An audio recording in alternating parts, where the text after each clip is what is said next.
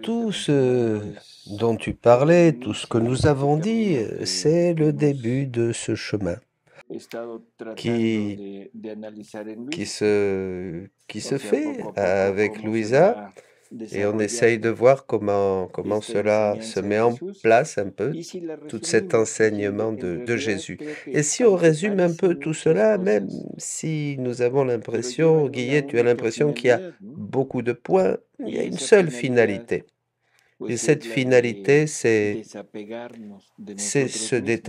se détacher de nous-mêmes, se vider notre intérieur de toutes ces choses dont on s'est rempli, les choses extérieures, bien sûr, mais aussi nos pensées. Et pourquoi on s'est rempli avec tout ça? Ben parce que nous n'avons pas eu jusqu'à présent cette possibilité vraiment de nous remplir de Dieu à travers ces connaissances et de la connaissance de notre finalité et que Dieu veut vivre en nous, que Dieu veut œuvrer à partir de nous et partager avec nous tout ce qu'il est. C'est ça. C'est facile hein, de dire ça comme ça rapidement, mais bon, le comprendre, c'est un peu plus compliqué parce que ça dépend euh, de la, pas de la grandeur, mais de la mesure avec laquelle nous nous sommes vraiment vidés de nous-mêmes pour que Dieu puisse rentrer et se faire connaître. Voyez? Donc tout ça, le détachement des créatures, se laisser purifier de tout cet esprit de rectitude dont nous avons parlé dans le dernier enseignement, faire tout en fonction de Dieu, avec notre regard fixé sur lui, tout ça, tout ça a une seule finalité, comme nous l'avons dit, c'est l'imitation de sa vie, l'imitation de la vie de Jésus. Avant de continuer, et comme pour enfin nous encourager un peu, hein, pas seulement tous ceux qui nous écoutent, mais même nous, hein, nous encourager, je voudrais lire un chapitre où Jésus dit à Louisa, le but que je recherche avec toi n'est pas d'accomplir en toi des choses éclatantes ou d'accomplir par toi des choses qui mettraient en relief mon travail. Ce chapitre, on l'avait commenté, mais il est important de le reprendre à nouveau. Il ne veut pas faire de Louisa un prodige de sa puissance, de sa grâce, de son amour. C'est pas ça. C'est ça qu'il veut dire quand il parle de choses prodigieuses qu'il pourrait faire en elle. Il ne veut pas faire de Louisa une grande sainte qui fasse des miracles et des prodiges. Ce que je veux, mon but est de t'absorber dans ma volonté et que tu ne fasses plus qu'une seule chose avec elle. Une seule chose avec elle, voyez? Si on prend deux pièces de métal et qu'on les fond ensemble, on ne pourra plus distinguer, on ne pourra plus différencier l'un de l'autre. Les deux font une seule et même chose. Ils ont la même forme, ils ont le même, voilà, la même finition, ils partagent tout. C'est comme une même nature. Même s'il y en avait deux, on savait qu'il y en avait deux. Vous voyez? Et bien là, c'est la même chose. Il veut nous fondre dans sa volonté de telle manière que nous arrivions à être une seule et même chose avec sa volonté. Et si on arrive à vraiment se fondre ainsi avec la divine volonté, on sera, comme dit Jésus à Louisa, un parfait modèle de conformité, d'uniformité de ton vouloir avec le mien, c'est-à-dire de ton agir, de tes actes. L'évangile d'aujourd'hui, Guillermina, ce passage où Jésus est en train de parler, et puis ils arrivent et puis ils lui disent, ici est ta mère et tes frères. Et je crois que la réponse est très à propos. Hein. Qui est ma mère et qui sont mes frères? Celui qui fait la volonté de Dieu. Celui-là est mon frère, ma sœur et ma mère. Celui qui pratique la volonté de Dieu, celui qui s'unit à la volonté de Dieu. Il n'y aura plus de différence entre les actes de la Vierge Marie et tes actes, Guillet. C'est logique. Sans cette maternité réelle de la Vierge Marie, sans sa mission, mais tu es pareil que la Vierge Marie. Donc, tranquillement, Jésus peut dire, celle-ci est ma mère, celui-ci est mon frère. Voyez? C'est ça la finalité que Dieu veut avec nous. Et il le dit d'une manière très claire. Hein? Il le dit à Luisa. L'état le plus sublime, le plus grand prodige. Je veux faire de toi le miracle des miracles. Voyez? Pour que notre Seigneur dise quelque chose comme cela, je crois que cela nous porte à réfléchir. Le plus grand miracle qu'il puisse faire, c'est ça. Si nous avons donc ça, Guillet, en tête, tout le reste ne présente plus de problème. Vous voyez? Il n'y a pas de difficulté particulière à accepter le reste. Tout le travail qu'il veut faire en nous va de soi. Peu importe les sacrifices, peu importe ce que nous devrons vivre, parce que nous savons exactement quelle est la finalité que Jésus veut avec chacun de nous. Et si nous voulons, nous désirons cela, bon, ben, nous sommes capables de tout dépasser et de vraiment le laisser faire son travail. Après tout ce qui a été dit, tout ce que nous avons vu la dernière fois, l'esprit de rectitude, etc., Jésus veut faire de Luisa quelque chose de différent. Je ne sais pas si... Comment dire? C'est l'esprit de mortification qu'il veut avec nous. Vous voyez?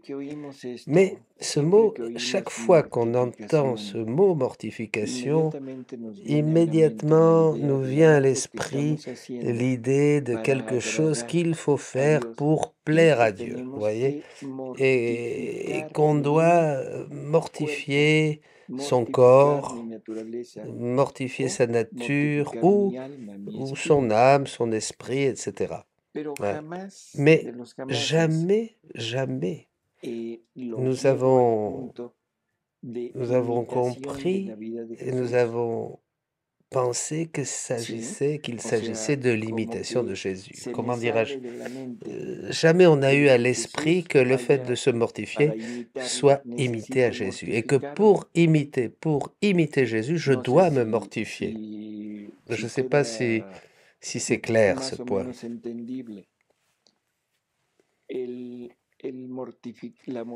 La mortification maintenant, aujourd'hui, c'est pour être agréable à Jésus, pour être agréable à Dieu, d'accord? Mais très difficilement, nous avons pensé qu'il s'agissait de se mortifier pour être comme Dieu, pour être semblable à Dieu. Vous voyez? On a oublié que Jésus est venu en ce monde à souffrir, pour souffrir. D'accord? Il dit à Luisa, je veux que toutes tes affaires, tout ce qui te concerne, même celles qui sont nécessaires, soient faites en esprit de sacrifice. Vois-tu, tes œuvres ne peuvent pas être reconnues par moi comme miennes si elles ne portent pas l'empreinte de la mortification.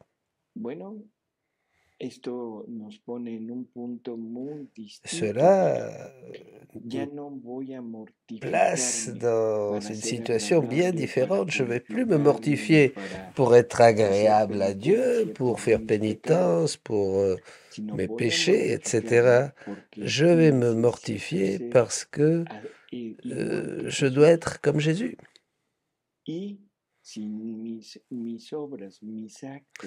Et si mes œuvres, mes actes n'ont pas ce sceau, cette marque du sacrifice, il ne voudra pas les reconnaître comme siennes, parce elles ne sont pas greffées sur la croix. Et s'il n'y a pas cette greffe de la croix, mes œuvres n'ont aucune valeur pour lui. Il dit à Louisa, regarde, maintenant, non, il ne s'agit pas de détruire les créatures, mais de te détruire toi-même, de te faire mourir pour que tu puisses vivre seulement en moi et de ma propre vie. Alors, et comment on peut mourir, Guillermina, sinon par la souffrance, la mortification? On ne pourrait pas, sinon. Si j'ai pas la souffrance, j'ai pas la mortification, si j'ai pas la croix greffée en moi, je ne peux pas ressembler à Jésus. Parce que Jésus est venu à souffrir ma croix, ta croix, la croix de toute l'humanité. Et toute sa vie sur la terre a été marquée et scellée par cet esprit de sacrifice. Donc, me détruire moi-même et détruire notre propre volonté, c'est la vraie crucifixion, la crucifixion complète. C'est une crucifixion qui ressemble à celle de Jésus. Rappelons-nous les œuvres de la Passion, les 24 heures de la Passion, où il nous parle de ce sujet et il nous dit que la croix qui lui a été donnée par les hommes, c'est rien du tout en comparaison de la croix que lui a donnée la divine volonté, c'est-à-dire une croix qui s'est formée par cet affrontement, par cette croix qui se forme par la volonté humaine et la volonté divine. C'est cette croix que Jésus a souffert en affrontant notre volonté, qu'il a crucifiée. Il lui dit beaucoup de choses sur les choses qu'elle devra souffrir, qu'il va la laisser seule dans cet acte de renoncement, qu'il ne sera pas à côté d'elle pour l'aider. Et tout ça, c'est logique, bien sûr, parce que si Jésus était avec elle pour l'aider, ben, ça serait plus un sacrifice, hein. Voilà, comme s'il était avec nous tout le temps, en train de nous soutenir, et ça, on pourrait plus parler d'un sacrifice, ça serait une joie, un bonheur. Donc, ce qu'il veut, c'est que nous le fassions, nous, seuls. Il veut que nous le fassions, et que peu à peu, avec notre force, les moyens que nous trouvons, nous puissions lui montrer, lui prouver notre fidélité et notre décision. Ouais. Une chose aussi qui est très importante, que Jésus va mettre en lumière, c'est que tout ce que nous faisons avec cet esprit de mortification doit être recouvert par la charité.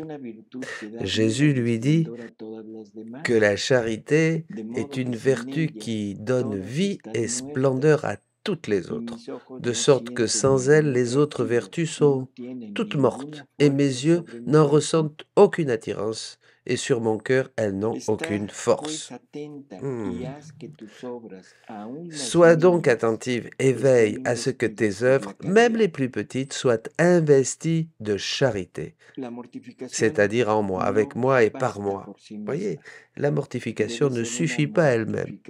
Ça doit être une mortification enveloppée de charité. Et alors, qu'est-ce que c'est la charité?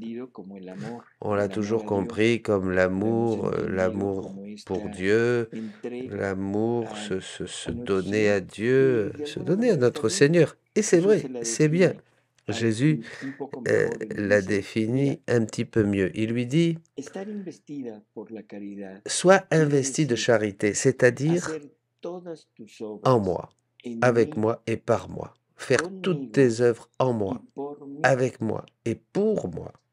Voyez? De cette manière, nous serons dans cet esprit de parfaite charité. Voyez? Il faut faire les choses en lui. Alors, qu'est-ce qui veut dire faire les choses en lui? Les faire dans sa volonté. Avec moi, mais bien sûr, parce qu'il va être avec nous. Il va répéter ses œuvres en moi. Voyez? À partir de là, Jésus va lui donner beaucoup d'exemples, de manières comment pouvoir se mortifier et des choses très très simples. Pas de grandes choses, de grandes mortifications, des pénitences ou des souffrances extraordinaires, voyez? Non, des choses comme, regarde, tu es bien assise là, et ben moi, j'avais pas de lieu où me reposer sauf la croix, hein. Alors essaye de ne pas prendre tant de satisfaction, voyez? Dieu a créé tout l'univers pour nous et il l'a créé par amour. Et Jésus lui dit, regarde, moi, j'ai tout créé par amour pour toi. Et toi, prive ta vue de cette joie de regarder ces belles choses par amour pour moi. Voyez? Des choses très très simples, des choses qui sont à la portée de tout ce que nous pouvons faire continuellement. On peut s'entraîner, voyez, peu à peu, pour enlever ce goût que nous sentons pour les choses extérieures. Et c'est pas que Jésus veut nous priver de ce goût. Vous voyez? Non, non. Pour nous le quitter, tout justement, simplement. Non, c'est parce que nous ne trouvons jamais Dieu dans les choses créées. On se laisse guider par la saveur, par le goût, les choses en elles-mêmes qui nous plaisent. Et c'est tellement vrai tellement réel que très souvent on catalogue les choses jolies, moyennes, vilaines, vous voyez? On catalogue les choses. Oh, ça c'est joli. Ah ça non, c'est pas tellement joli. Oh, ça c'est très laid, c'est pas bien. Vous voyez? En parlant des choses créées, vous voyez? Hein? Qu'est-ce que tu sens, Guillet, quand tu vois une cucaracha? Hein? Normalement, hein? Mais oui, ou quand tu vois une araignée, hein? Ou autre chose du genre. Il y a personne qui aime ces animaux, hein? Mais la plus grande partie, quand même, ont une certaine, une répulsion, hein, comme tu disais. Voilà. Et nous ne nous rendons pas compte que ce sont des choses créées par Dieu et que d'une manière ou d'une autre, comme le dit saint Paul, elles nous révèlent quelque chose de Dieu, hein? Une qualité, il se manifeste, il nous dit quelque chose de lui. C'est ça que Jésus veut pour Louisa. C'est pas pour lui enlever le goût. Non, mais arrête, ne vois pas les choses extérieures sans moi pour elles-mêmes. Ne regarde pas les choses extérieures. Vois-moi dans les choses extérieures, vous voyez?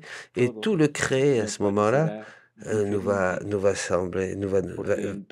être différent pour nous parce que partout dans tout le créé, nous allons rencontrer Dieu, nous allons trouver Dieu dans cette manifestation de sa vie. Bien sûr, je ne dis pas que tu vas prendre une cucaracha, un cafard, et que tu vas la caresser, le caresser, lui donner des bisous et tout ça, non. c'est pas ça. Il s'agit que tu vois dans ce cafard, d'une manière ou d'une autre, je ne sais pas comment, euh, cette manifestation de Dieu. Quelque chose de Dieu se manifeste dans cet animal, dans cet insecte. Je sais, ça peut être la résistance, l'adaptabilité, tant de qualités que peut manifester un simple cafard, voyez. Bien sûr, c'est plus facile de voir Dieu dans d'autres choses, dans la mer, ce mouvement continuel des vagues, les étoiles infinies qui se multiplient, un chien, la fidélité du chien, voilà, l'obéissance à son maître, etc. Mais quelquefois, il y a des choses, Guillet, que nous, à cause du péché, nous ne voyons pas. On ne voit pas les qualités divines dans certaines choses parce que, justement, à cause des conséquences du péché. Le pas suivant que Jésus va demander à Louisa, c'est qu'elle fasse une méditation continue de sa passion. Il lui demande que continuellement, elle soit en train de méditer sa passion. Et que, au fur et à mesure qu'elle pénètre dans cette mer de souffrance,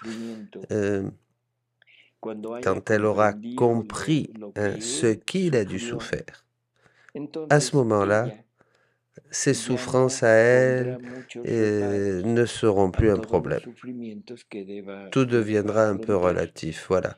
Et ça, il faut penser que c'est à nous que Jésus dit ça. Il ne s'agit pas de voir ce qu'a fait Louisa. Il s'agit de voir ce qu'il veut faire en nous, ce que Jésus veut faire en chacun de nous. Vous voyez? Il faut voir qu'il s'adresse à nous comme à la première personne. Il faut avoir toujours à l'esprit la passion de Jésus. Mais cette passion est absolument différente de ce que nous avons connu. C'est une passion qui veut dire que tout un Dieu, la seconde personne de la Trinité, doit prendre comme vie, nos vies, notre vie. Le problème, c'est que notre vie, c'est non Dieu, c'est l'anti-Dieu.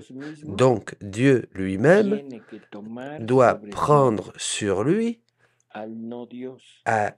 au non-Dieu, à l'opposé à Dieu, pour pouvoir le racheter, pour pouvoir refaire toutes ses œuvres, pour pouvoir faire et refaire tout ce que l'homme n'a pas voulu faire.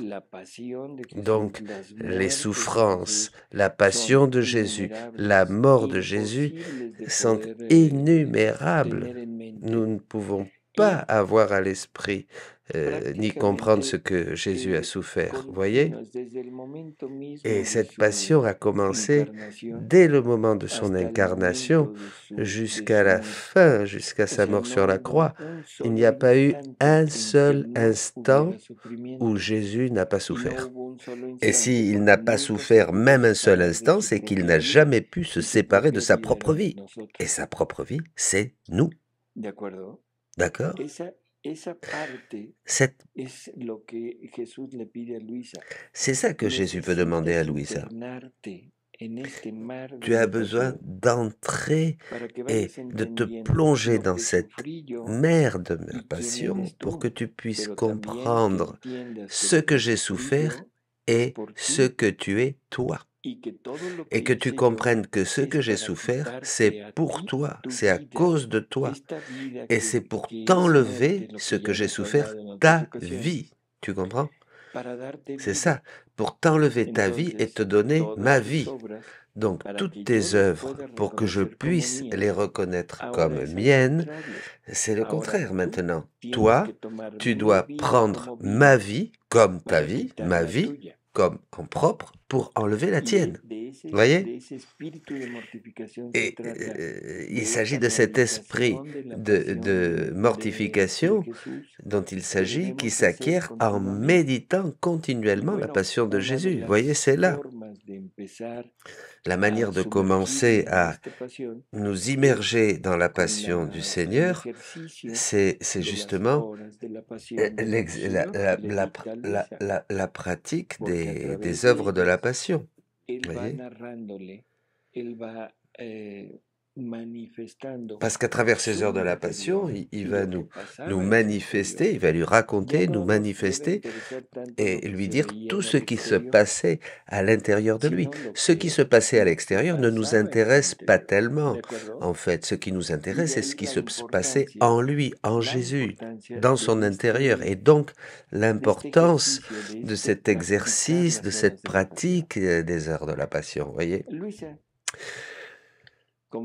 Louisa, dans ce premier livre, comme elle l'écrit d'une manière autobiographique, hein, elle raconte ce qui s'est passé, elle dit que tout le bien qu'elle a reçu jusqu'à ce jour lui vient de la méditation de la passion de Jésus. Et grâce, dit-elle, à cette méditation de la passion de Jésus, lui est né un grand désir de souffrir. Bon, si maintenant nous passons cela à nous, nous devrions sentir aussi ce désir de souffrir. Et pourquoi? Pourquoi de souffrir? Par masochisme, comme quelque chose de vouloir partager la souffrance de Jésus. Mais non, c'est pas ça, Guillermina. Notre désir de souffrir doit avoir venir de cette union, de partager avec Jésus, bien sûr, oui, mais surtout, c'est ça. Il doit être motivé par ce désir immense de ne plus vouloir être moi-même, pour être lui, un désir immense de lui donner à lui ce que je cherche de toute éternité et lui donner la finalité pour laquelle il nous a créés. Mais je ne pourrai pas obtenir cela si c'est sinon à travers ce renoncement à moi-même, et c'est pour ça que je dois désirer cette souffrance, voyez? C'est pas une souffrance de me donner un martyre, de me mettre une couronne d'épines, des coups de fouet, etc., etc. Tout cela, ce sont des symboles, ce sont des signes, c'est une manière de représenter à nos yeux ce que réellement nous devrions vivre. Jésus nous représente et nous fait voir la douleur qu'il sent pour les âmes qui se séparent de lui à travers d'un coup de fouet qui va lui arracher la chair. Voyez? Le symbole est bien moindre que la réalité qui est cachée. Donc, notre désir de souffrir doit être dans ce sens, vous comprenez? Bien sûr, pour Louisa, tout a commencé avec cette partie physique, cette dimension naturelle, et le Seigneur lui a commencé à lui faire participer aux souffrances de sa passion de manière physique. Bon, si Jésus veut que quelqu'un ait cette participation physique naturelle, bon, ça c'est quelque chose que Jésus décide lui-même, avec qui, où, quand et comment. Mais ça ne veut pas dire que tous nous allons passer par là, bien sûr que non. Mais si tous nous devons passer par par ce désir d'arriver et de vouloir être comme lui, bien sûr. Et c'est pour cette raison qu'il nous laisse seuls et qu'il a laissé seule Louisa pour qu'elle le fasse, pour que nous le fassions, mais avec notre propre volonté et de manière totalement libre. Il va donner à Louisa certains conseils sur la manière de triompher des épreuves. Parce que Louisa, après avoir été un certain temps dans cet état, commence à se plaindre et lui dire qu'elle n'était bonne à rien, qu'elle a été très infidèle. Et Jésus, donc, commence à lui dire quels sont les points importants, les points clés pour triompher des épreuves. La première chose qu'il va lui dire, c'est tu as mal fait de te troubler ainsi. Ne sais-tu pas que je suis l'esprit de paix? Et la première chose que je te recommande, c'est de ne pas troubler la paix de ton cœur. Ça, c'est très important. Il y a beaucoup d'âmes, beaucoup de personnes qui, quand elles se trouvent dans cet état de combat intérieur, de lutte intérieure, se désespèrent, perdent la paix. Naît en eux une bataille terrible qui les fait sortir de leur état normal. Et le fait de ne pas être en paix ne me permet plus d'être en union avec Jésus, vous comprenez? Donc nous devons éviter cet état quand nous sentons que ce mouvement intérieur commence à naître en nous, de désespoir, d'angoisse. Il faut faire ce que Jésus demande à Louisa. Il faut s'humilier. Il faut se mettre dans son rien, se résigner, etc. Et considérer que nous méritons ces peines, vous comprenez? Nous devons confesser à nous-mêmes, bien sûr, que tout ce qui nous arrive, tout ce que nous vivons, et nous le méritons. Et que nous devons nous mettre dans les mains de Dieu, dans le sens dire, bon, ben Seigneur, oui, comme Jésus, je suis l'agneau qui baise la main de celui qui me frappe, de mon bourreau, et accepter totalement la disposition de Dieu sur nous, ce que Dieu a décidé, et remercier pour ce que nous vivons, bien sûr, d'accord? Parce que nous voulons toujours ce que Dieu ne veut pas nous donner. Vivre cette expérience va nous servir grandement, parce que quand le démon va voir notre résignation, quand il va voir la résignation de l'âme, que cette personne est submergée et plongée dans son rien, il n'aura plus la force de la tenter, il n'aura plus la force de s'approcher d'elle, vous comprenez? Et apparemment, là où il semble que nous allions avoir perdre la bataille, en fait, ça va être une grande victoire. Dans un autre endroit, Jésus lui dit, concernant la communion, parce que Louisa ne pouvait pas faire la méditation qu'elle faisait avant, après avoir communié. Et Jésus lui donne à peu près le même conseil, hein, d'entrer dans son rien, etc. Jésus lui dit, quand tu te trouveras privé de moi, affligé, vide de toute consolation, pleine de tristesse, d'affliction, de douleur, viens près de moi, lave-moi de ce sang. Offre-moi ces douleurs comme un soulagement de ma très amère agonie. Il faut bien comprendre ce point parce que si je veux à tout prix faire une méditation, je me laisse distraire de Dieu. Je n'ai plus mon regard fixé sur lui et je mets ce regard sur moi, je me regarde et comment je vais faire pour rentrer en lui? Voyez ça, je dois le laisser de côté. Et s'il se passe quelque chose comme cela, seulement me souvenir que la passion de Jésus, dans cette passion où il a souffert ce que je souffre, c'est là où je peux aller pour le consoler, l'accompagner, grâce à ce que je sens. Voyez, ce que je voudrais avoir et que je ne peux pas avoir, je peux lui donner, lui qui justement n'a pas cela. et qui souffre. J'espère que cela est compréhensible.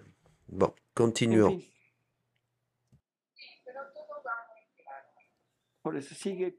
Jésus va donc continuer en donnant à Louisa certains conseils et enseignements,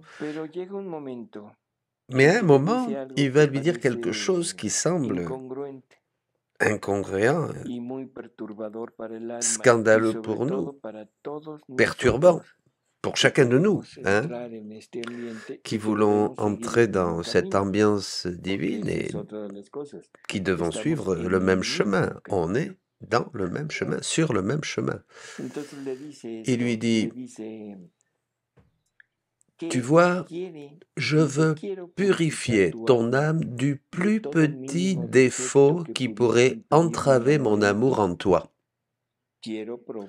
Je veux tester ta fidélité.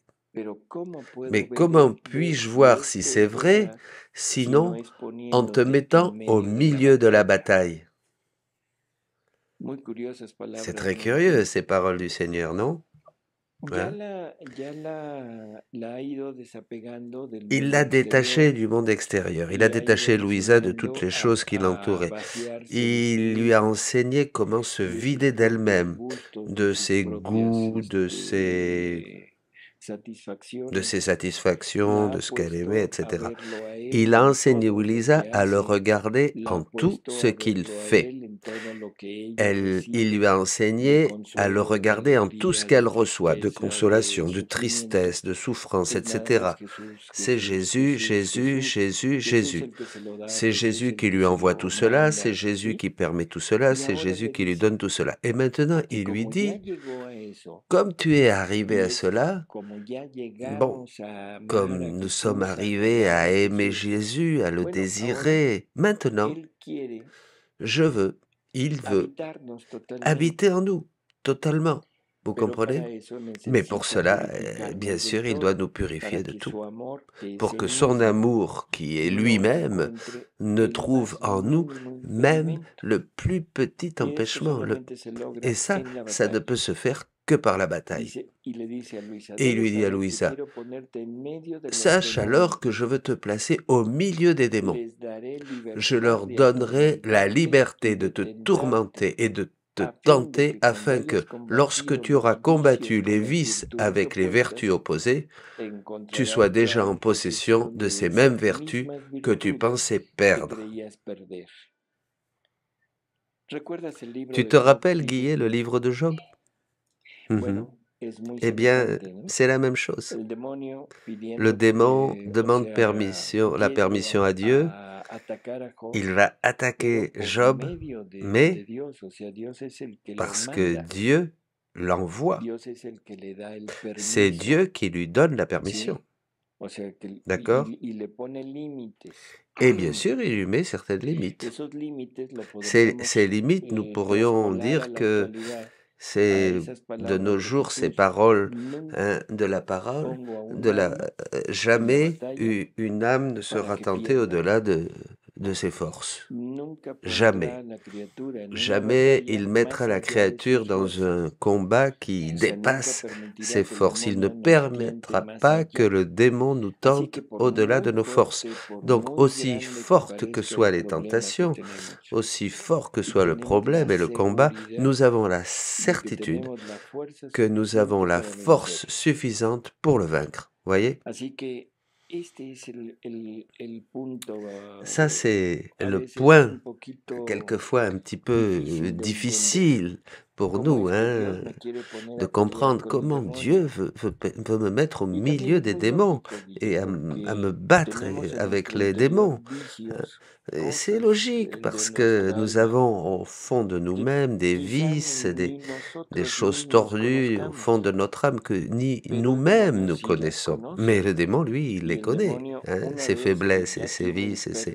Et une fois qu'il a la permission de Dieu de nous attaquer, eh bien, comme il en a envie, il le fait, mais jamais au-delà de nos forces. Il va venir nous bouger, nous triturer, etc. Et tout ce que j'ai justement à l'intérieur de moi, c'est à moi. C'est des choses qu'il va me faire découvrir ces choses pour que je puisse m'en libérer. Et c'est ainsi que je vais aller me fortifiant et parce que dans la mesure que je vais vivre tout ça et souffrir tout ça, les vertus vont fleurir. Hein. Je vais pouvoir obtenir chaque fois davantage, plus et plus, m'élever, m'élever, m'élever, vous voyez, et avoir plus de force pour pouvoir acquérir plus de vertus, des vertus plus fortifiées, etc. Hein. Et il arrivera un moment où il n'y aura plus rien en moi, et donc il n'y aura plus aucun empêchement pour que l'amour de Jésus demeure et en moi. Et une des choses qu'il lui dit, c'est « Les démons ne te donneront plus de paix, ni le jour, ni la nuit ». Mais souvent, on connaît des personnes qui se plaignent d'attaques continuelles du démon.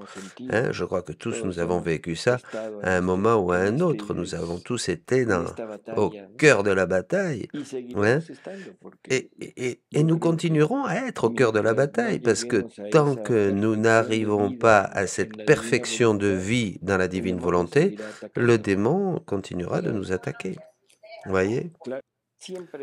Nous aurons donc toujours ce combat, mais Jésus le répète à Louisa et il nous le répète, toi Guillermina, toi un tel, toi, peu importe ton nom, aie confiance, regarde toujours et garde à l'esprit ce que je veux faire. Ce que je veux, c'est te faire et te rendre semblable à moi. Et que tu ne pourras pas arriver à cela. C'est des paroles de Jésus et il faut bien les comprendre. Hein, comme un décret, il faut les comprendre comme quelque chose de définitif. Si c'est lui qui le dit, c'est que c'est ainsi. Hein. Nous ne pourrons pas parvenir à cela sinon qu'à travers de nombreuses et grandes tribulations. Donc courage. Donc la tribulation, la souffrance, cet esprit de mortification, tout ce que nous avons vu jusqu'à aujourd'hui est nécessaire. C'est le chemin nécessaire pour arriver à cela et c'est le seul chemin pour arriver à être un autre Jésus. Donc cette souffrance que je veux pour justement enlever ma vie pour arriver à avoir la vie divine. En enlevant ma vie, j'ai la vie divine. Donc, Guillet, c'est une souffrance que, de toute manière, que nous le voulions ou non, nous aurions. Certains durant la vie ici, et d'autres au purgatoire. Conclusion, tout à fait. Il faut avoir cette souffrance, hein, mais il faut se convaincre de cette souffrance. Je vais te dire, et je sais que ça plaît pas quand on dit ça. Hein.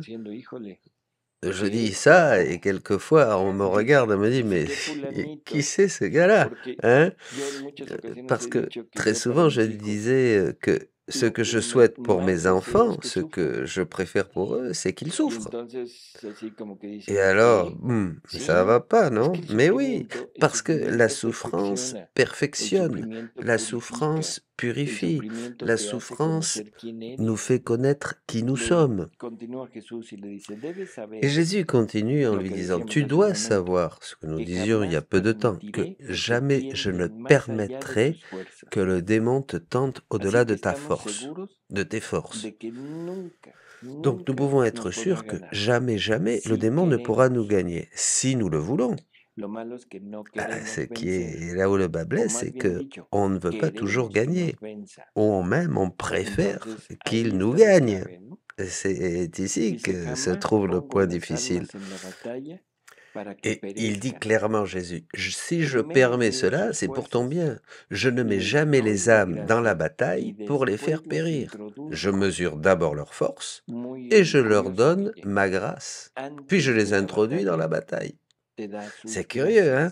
avant de nous introduire dans la bataille, il nous donne sa grâce. Et nous, quand nous nous voyons dans la bataille, tout de suite, nous courons à l'église, on invoque le Seigneur pour lui demander de l'aide. Il nous l'a donné, l'aide. Il nous a donné l'aide, voilà, c'est ça. Imagine un pauvre soldat qui arrive au front et qui dit « Attendez, je reviens, je vais chercher ce qui est nécessaire. » Non, on arrive équipé, voyez, quand vient l'épreuve. D'abord, je mesure leurs forces et je leur donne ma grâce, puis je les introduis dans la bataille. Et si une âme tombe, c'est parce qu'elle ne reste pas unie à moi par la prière. Ici, oui, à ce début, dans ces débuts, dans les commencements, la prière est nécessaire. D'accord? Ici. C'est-à-dire, c'est parce qu'elle ne reste pas unie à moi par la prière, n'éprouvant plus la sensibilité de mon amour, elle va quémander l'amour des créatures. Et c'est très fréquent, cela. On va chercher, oui, la consolation des créatures. Exactement. Parce que nous voulons toujours la sensibilité, nous voulons toujours sentir, nous voulons avoir la sensibilité à fleur de peau. Et si je ne sens plus Dieu à fleur de peau, eh ben je vais m'unir à la créature pour que la créature me dise tranquille, je suis là, t'inquiète pas, je suis avec toi, pour que les créatures me consolent. Je vais chercher la consolation. Donc, dans cette bataille où il va nous laisser seuls et où nous n'allons plus sentir la sensibilité, le sensible de son amour, nous allons chercher l'amour des créatures et la consolation des créatures, alors que seul Dieu peut vraiment rassasier le cœur de l'homme, voyez? Ces âmes ne servent à rien. Elles vont courir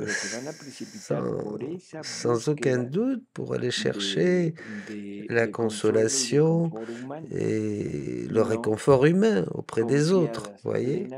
Elles n'ont pas cette pleine confiance dans le Seigneur. Elles manquent de confiance en le Seigneur, elles ne sont pas abandonnées entre les mains de Dieu. Et ensuite, il lui dit, ce que je te recommande, la dernière chose que je te recommande, c'est le courage. Je veux que tu entres dans la bataille avec intrépidité. La chose qui fait le plus peur à une armée ennemie est de voir le courage, la force d'âme, la façon dont ses ennemis défient les combats les plus dangereux sans aucune crainte. C'est ainsi que sont les démons. Rien ne leur fait plus peur qu'une âme courageuse, tout appuyée sur moi, qui avec un esprit fort va parmi eux, non pas pour être blessé, mais avec la résolution de les blesser et de les exterminer. Les démons restent effrayés, terrifiés et voudraient fuir. Mais ils ne le peuvent pas, car ils sont liés par ma volonté et sont obligés de rester pour leur plus grand tourment. Ça nous change complètement le panorama, Guillet. Ça vient donner un coup fatal avec tout ce qu'on nous dit de manière populaire, dans le langage populaire. Je ne sais pas si tu saisis bien cela. Le démon va être celui qui est martyrisé par l'âme courageuse. La seule chose que l'âme doit posséder, c'est ce courage et ne pas avoir peur. Et nous, c'est le contraire. On nous dit le démon est là, et on court comme des lapins. Pardon, hein, pardon pour ce mot, on a la maudite habitude d'avoir augmenté, d'avoir fait grandir tous nos tabous et toute notre peur absurde contre le démon. Un être très vilain, très puissant, qui vient et qui va me détruire, et nous nous alimentons de toutes ces choses glauques avec les films et toutes ces choses, tous ces films, oui, d'exorcistes, de possession et ne sais combien de bêtises, je ne sais pas combien de bêtises.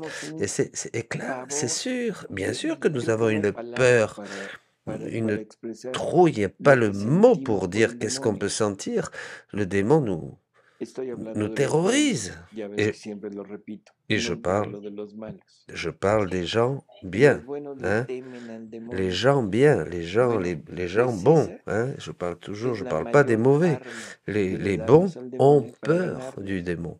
Et c'est la plus grande des armes que nous lui mettons entre les mains. Voilà. Malheureusement, nous le mettons supérieur à nous. Et encore quelque chose de plus absurde, c'est toi qui dois tourmenter le démon. Mais pour cela, il faut cette force, cette intrépidité et ce désir de souffrir. C'est tout ce que tu viens de nous dire. Oui, tout à fait.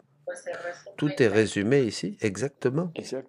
Parce que c'est la seule manière que nous avons pour vraiment dérouter le démon et le faire souffrir. Jésus a dérouté le démon, a vaincu le démon sans le vaincre dans le sens humain, mais en perdant.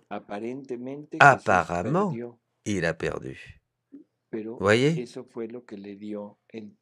Mais c'est ça qui lui a donné le triomphe. Nous, pour triompher, pareil, il faut apparemment perdre. Exactement, c'est ça. Tu as raison, Guillermina. Devant le monde, il est crucifié. Face au monde, c'est un crucifié. Il a perdu. Il est vaincu. Voilà. Et c'est ça, justement, son vrai triomphe. Il a gagné. Donc, Guillet, la prochaine fois que tu vois un démon, tu es ferme, hein, et c'est la manière, hein, c'est comme ça qu'il faut vaincre. D'accord? Maintenant, cette bataille avec le démon qu'a vécu Louisa a duré 3 ans et demi, un petit peu plus. Mais finalement, ce n'est pas si important que cela, parce que Louisa faisait du démon ce qu'elle avait envie de faire avec lui, hein. Et le démon l'ennuyait un petit peu de temps en temps, mais et de manière très, très superficielle, parce qu'elle savait ce qu'elle devait faire. Et par la suite, elle va mentionner le démon de temps en temps, mais seulement pour dire qu'elle l'a vaincu. Vous vous rappelez ce chapitre, tu te rappelles ce chapitre de châtiment et de tout ça, et le Seigneur lui dit, allez, non, c'est le prêtre. Il lui dit, va, allez, détruis-le. Et Louisa va et se met sur lui et le coupe en morceaux, hein, et elle détruit le démon.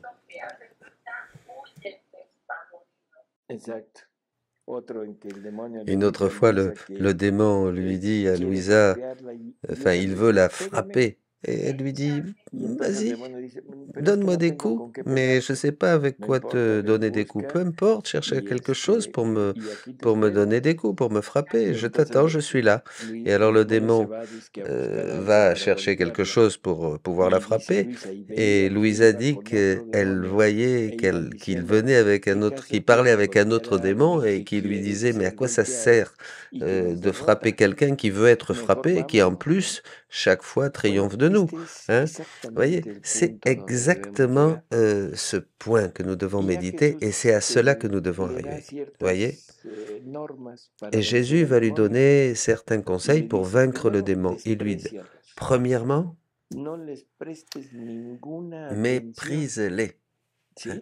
Le Seigneur m'a enseigné la façon dont je devais les mettre en fuite, et c'était de les mépriser et de ne leur prêter aucune attention, et que je devais agir comme si c'était autant de fourmis, comme s'ils étaient des fourmis. Vous voyez, le démon est le père du mensonge. et qu'une créature inférieure à lui le méprise, c'est une souffrance terrible pour lui. Si nous, les humains, quand on nous méprise, oh, c'est le monde qui tombe, qui s'écroule pour nous. Oh là là, à moi, il me méprise. Imaginez le démon, hein? Et ensuite, une autre chose qu'il lui enseigne à Louisa, est-ce que nous avons toujours cette idée que dans ces moments de tentation, de lutte,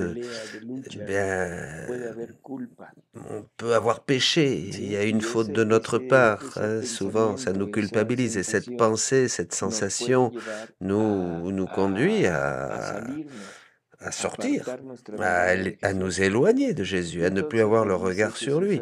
Et Jésus, il dit à Louisa que pour que l'âme reste libre de toute vaine appréhension, de tout doute et de toute crainte, était de déclarer devant le ciel, devant la terre et devant les démons eux-mêmes, ne pas vouloir offenser Dieu, même au prix de sa propre vie.